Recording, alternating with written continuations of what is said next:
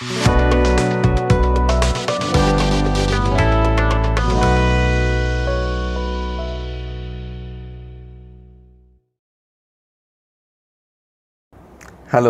and welcome to Iftikhar Talks. I'm Dr. Iftikhar. Dear viewers, the unfortunate incidents of implosion of Titan submersible on 18th of June failed to break the human courage. And yesterday, on 29th of June, 6 people on board Virgin Galactic's first commercial flight, Galactic 1, successfully completed their space trip, opening the new frontiers of space tourism and safely came back. This is an example of extreme tourism, where man on one hand wants to go to the bottom of the seas, touch the bottom, but probably more than that wants to see the space, go to the planets and the galaxies. On 12th of April 1961, Yuri Gagarin of Russia became the first person to go into the space.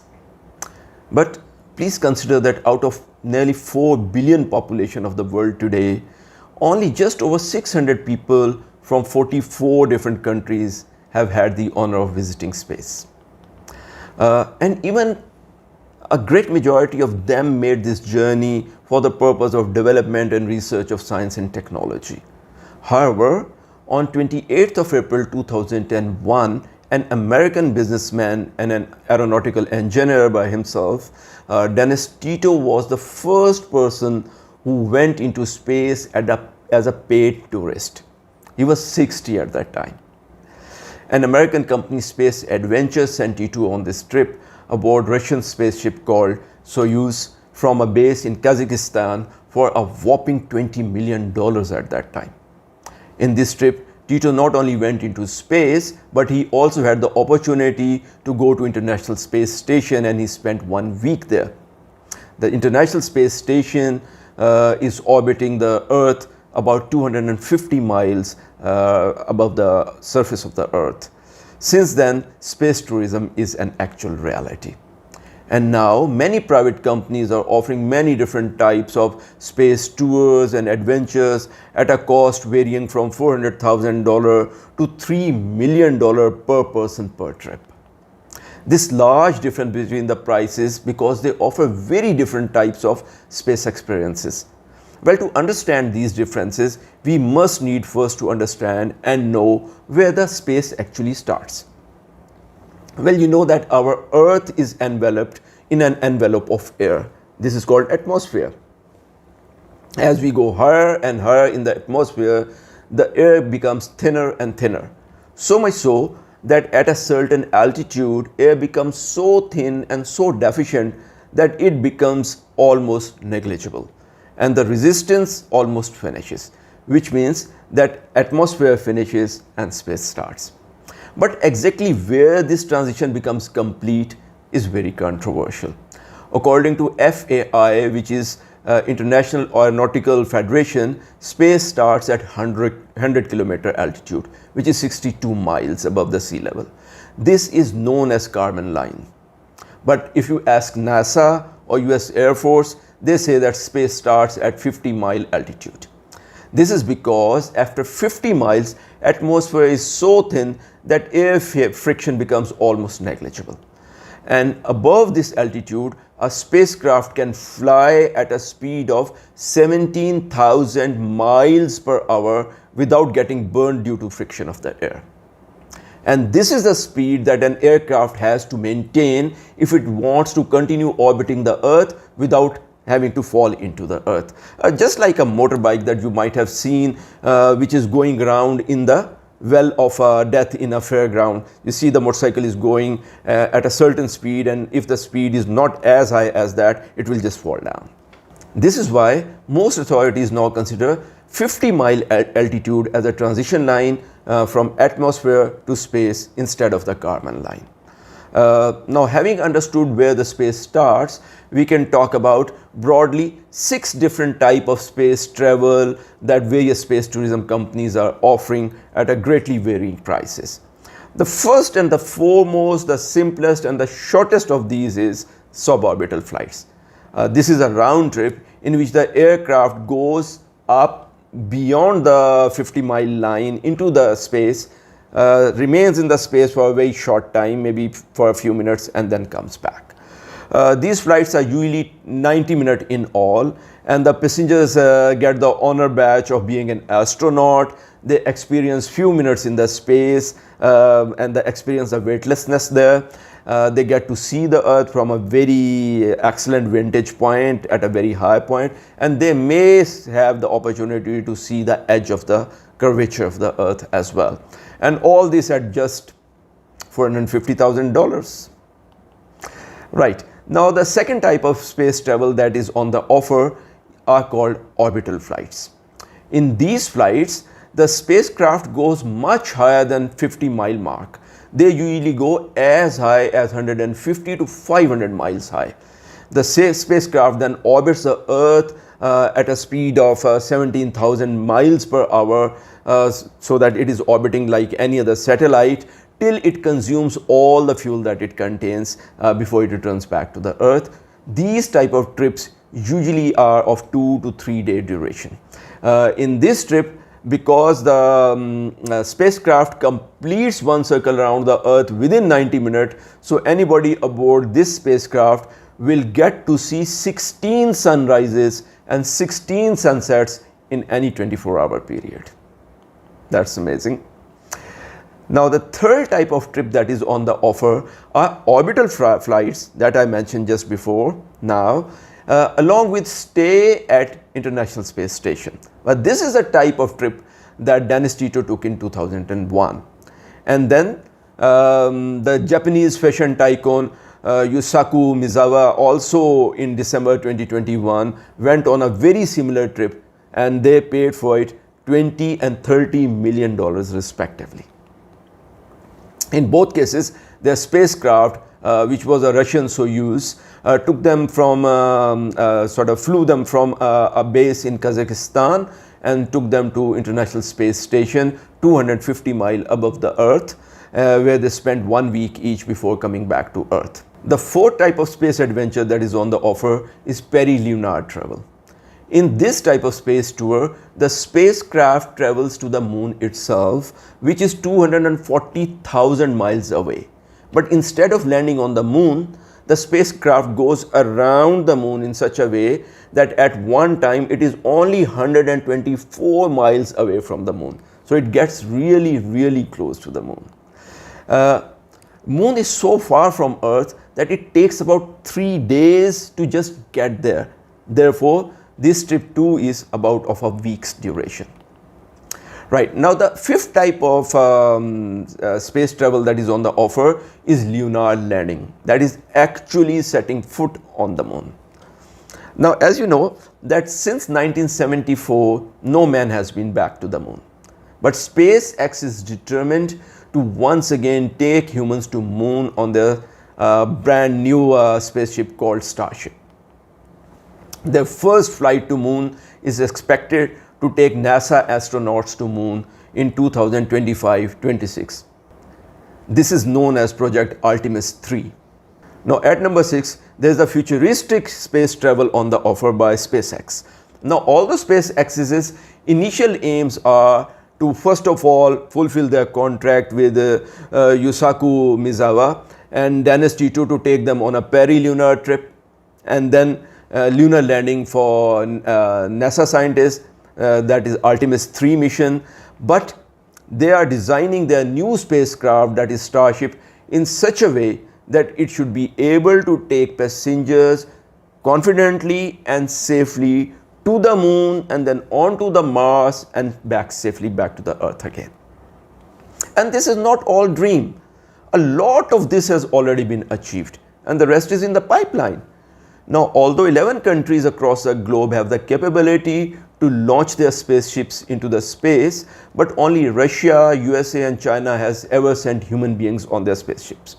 And Russia and USA have also taken people from other countries on their spaceship to the space. But all these space agencies basically send people to space for the purpose of science and research. But space travel for the purpose of tourism itself could not become a reality till some private companies started to take interest in the space tourism. Well, currently at least 4 large companies are promoting and offering space tourism with their own programs at varying costs. Out of these, the oldest is Virginia, USA based Space Adventure, founded by Eric Anderson in 1998. They also have an office in Moscow for very good reasons that you will see in a minute. Space Adventure neither builds spacecrafts nor they have any space program of their own. What they do is that for their clients, they collaborate with various agencies which are already running very successful space programs.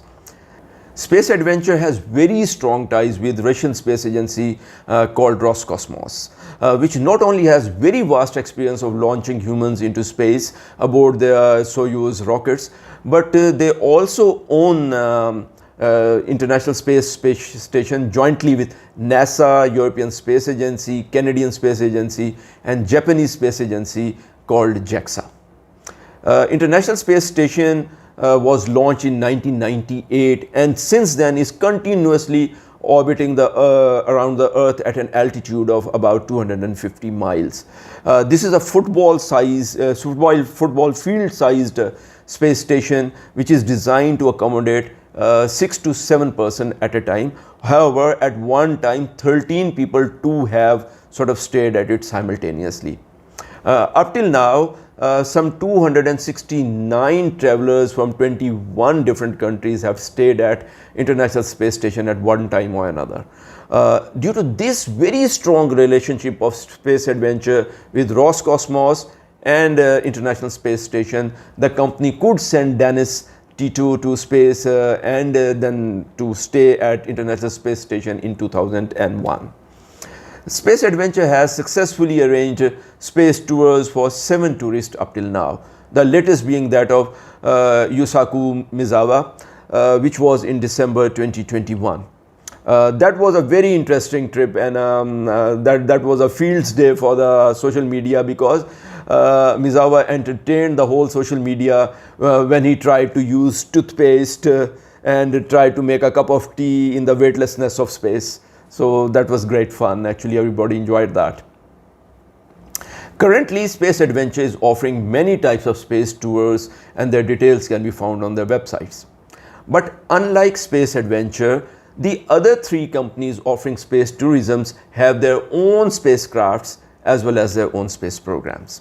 Out of these 3, the first company, Blue Origin, was founded in September 2000 by Jeff Bezos of Amazon.com. The second was SpaceX, which came into being in May 2002 and by Elon Musk of Tesla car companies and PayPal. And lastly, Virgin Galactic was founded in 2004 by English billionaire Sir Richard Branson. Out of these 3, Blue Origin and Virgin Galactic are offering only suborbital flights, like the one that took place yesterday. Blue Origin's newest spacecraft is called New Shepard, which is actually an oval-shaped capsule which is propelled by rockets into the space vertically and comes back to the Earth in the same way. But as against that, Virgin Galactic spaceship is called VSS Unity and is designed like an aeroplane.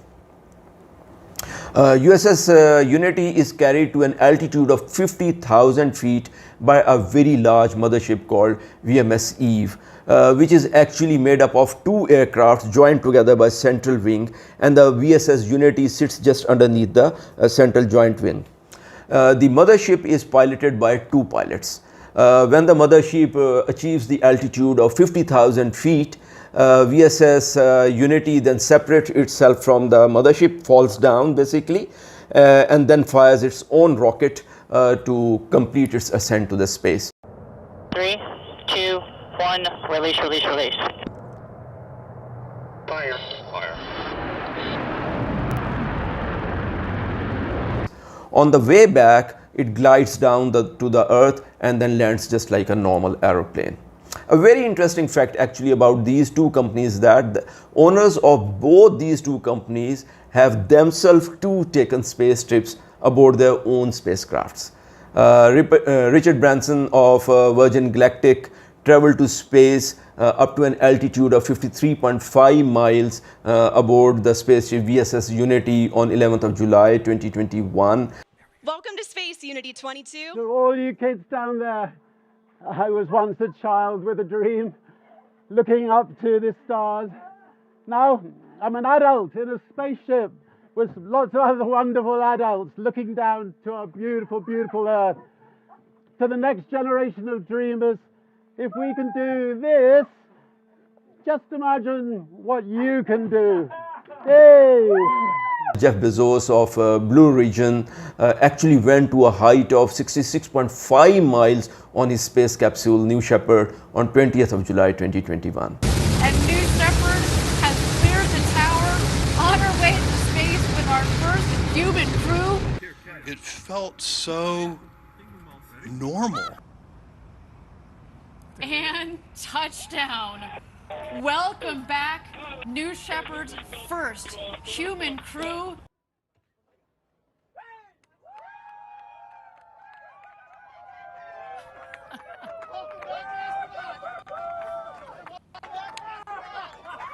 Well, to the great player of media, actor William Shatner, who played actually Captain James Kirk, you must remember in Star Trek series, also took a space flight in Blue Origin's New Shepard capsule on 13th of October 2021.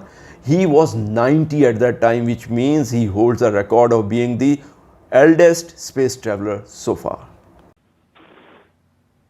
And capsule touchdown. Welcome back, the newest astronauts. Audrey Powers, William Shatner, our customers, Glenn DeVries, and Chris Boshausen.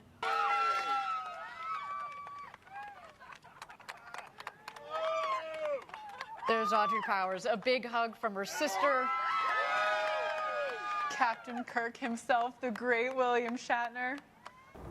Well, as against them, Elon Musk, who is the owner of SpaceX, has yet to travel to the space. However, SpaceX is developing very large and very powerful aircraft which is called Starship. Their declared aim is to take man again to the moon and from there on to the Mars. SpaceX so far has already launched many successful human flights into the space, and the spacecraft that are built by SpaceX, they don't just go to 50 or 60 mile height or even 100-mile height for a suborbital trip. They actually go beyond 150 miles right into the lower Earth orbit, where International Space Station and many other satellites are already orbiting. Their latest flight was Inspiration 4, which took 4 passengers to 364 miles above the Earth, and they remained there for 3 days in space. Space tourism is now a solid reality. Virgin Galactic's yesterday's first commercial flight, Galactic 1, carrying 6 people on board, have already been to the space and back on Earth safely. Amazing. And viva la Italia! This is 100 years for the Italian Air Force. So happy centennial to the Air Force. This is absolutely incredible. And welcome to space, astronauts. How absolutely incredible. Virgin Galactic has already sold 800 such suborbital flight tickets at a rate of varying from $200,000 to $450,000 each. And I can tell you Blue Origin is not much behind. Also interesting is the fact that world's first space tourist, Dennis Tito, who is 83 now, has already signed a contract with SpaceX at an undetermined cost though, that when SpaceX new generation spacecraft Starships becomes ready at the end of 2025, Dennis along with his 57-year-old wife Akiko will go on a perilunar trip on their spanking new Starship. In this trip, the Starship will, although not land on the moon, but they will go around the moon in such a way and that they will come so close to the moon that at one stage there will be only 124 miles between them. Mind it, moon is 240,000 miles from the Earth. A similar SpaceX flight has already been booked by Yosuke Maezawa, on which he plans to take 7 artists from all around the world with him. This project is called Dear Moon, and media is really looking forward to it, and so are we. Now talking about moon, Neil Armstrong was the first person to set foot on moon on 20th of July 1969. He was aboard Apollo 11. I'm going to step off the limb. It's one small step for man, one giant leap for mankind. Oh, that looks beautiful to me. It has a stark beauty all its own. Well, up till now, only 24 people have ever traveled to the moon, and only 12 have set foot actually on the moon. The last human footprint on the moon was on 14 December 1974. Since then, no man has again gone to the moon. Now, NASA has signed a $2.9 billion project with SpaceX, according to which SpaceX will take NASA scientists to moon in December 2025 or at the latest in 2026 aboard the new spacecraft, which is called Starship. This is named as Project Artemis 3. Now, unfortunately, in this context, that their first unmanned test flight of Starship burst into flame within 4 minutes of the flight on 20th of April this year. Yeah, it does appear to be spinning, but I do want to remind everyone that everything after clearing the tower was icing on the cake. But both Elon Musk and SpaceX are confident that they will soon perfect their Starship. And after Moon, the next destination will be Mars. Elon Musk and SpaceX call this setback a successful failure, which they think will help them redouble their efforts to achieve their goal, which is man on Mars. Well, up till now, only Russia and China have successfully landed their spacecrafts on the surface of Mars. Skycrane maneuver has started. About 20 meters off the surface.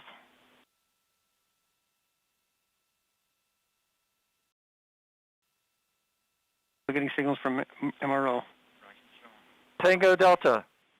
Touchdown confirmed. Perseverance safely on the surface of Mars, ready to begin seeking the signs of past life. But no man has yet been sent to Mars, but not for very long now. Mars, wait for us. Man will soon set his foot on your surface for its onward journey to the galaxies further on. Well, happy space travel. Let's start packing. So dear viewers, if you found this video interesting, please like it and subscribe to our channel Iftikhar Talks. And don't forget to press the bell icon. Look after yourself and look after the whole universe around you. May Allah be with us all. Bye for now.